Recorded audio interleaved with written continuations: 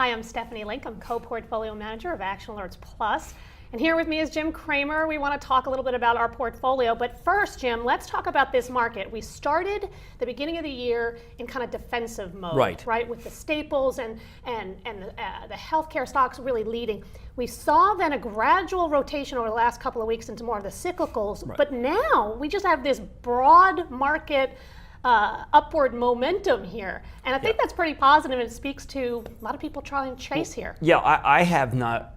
Maybe in the late 80s, going up before the crash, maybe 93 to 97 during the great run where interest rates started going down, so the bond competition narrowed. I've never seen anything like this. I mean, yes, it was a PepsiCo, Coca-Cola, Clorox market for a long time. Those stocks, they can even go up on days like today. But it was Regeneron, it was Celgene, it was Biogen, it was Gilead. That leadership, every time that leadership has gone up, it's taken up all the drug stocks too, and they're amazing today. Bristol Myers, you said it was going to be biotechnization.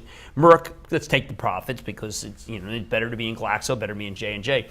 But this is a market that has now gone to oils, it's gone to machinery, it's going to industrial, and it's going to nat gas. There isn't anything that isn't being touched. And now the financials are moving. Now, I mean, it's interesting because a lot of people think that when Bernanke tapers, it'll be bad for them. Actually, they're in the sweet spot. They do well either way because commercial lending could be coming back, housing lending coming back. I mean, Toll Brothers, this is Stanley Works.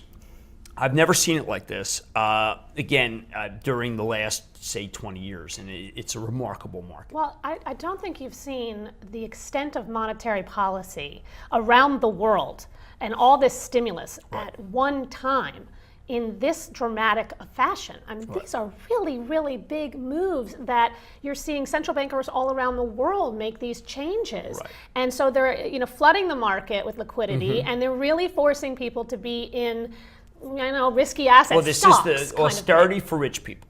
Rich people cannot just sit there in their municipal bonds, and they can't sit there in their treasuries. Also, another thing that's happening is that there's no inflation. I mean, last night I was speaking to Walter Robb, as the co-CEO of Whole Foods. The food inflation is down. I mean, it's actually going to disinflation. Corn not being used anymore for ethanol that much has been able to lower the entire food chain, which has made beef and chicken go lower. The basket of food is going lower. That's one of the reasons why Panera can go up at Chipotle.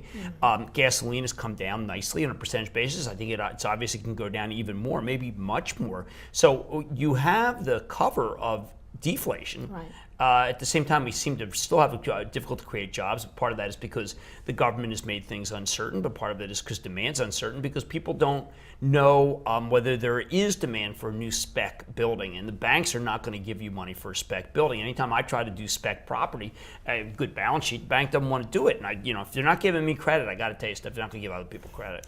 So in the portfolio, we have purposely gone overweight in financials. We've always had a pretty big weighting in financials. Right. We went overweight. We are way overweight on the industrial side with a lot of different themes, but the underlying is commercial construction, housing, auto, truck, aerospace, all of Ford that. Now. I mean, we did scale. I mean, you take off Merck because you recognize that you just get a good opportunity. A lot of people are saying there's activism Merck. I don't care because we have J&J, we have Glaxo.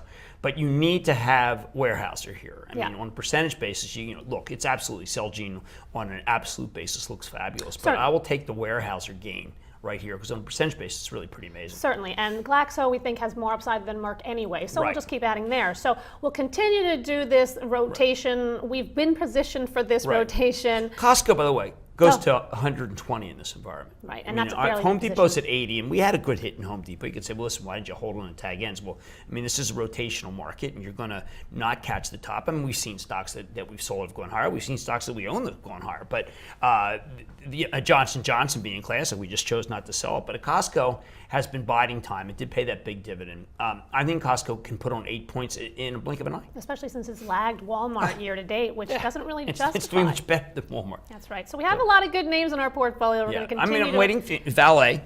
can go up $1.50. ADT, heavily shorted name. So if the company would actually speak up, it would really move the situation.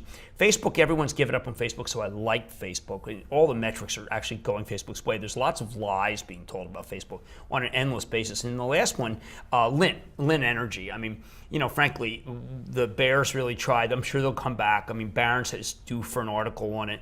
There's lots of firms that really think this thing is a bad thing. If But they you get have the Berry Petroleum, yeah, you got the Berry. Look, California is the last frontier when it comes to shales. They have it.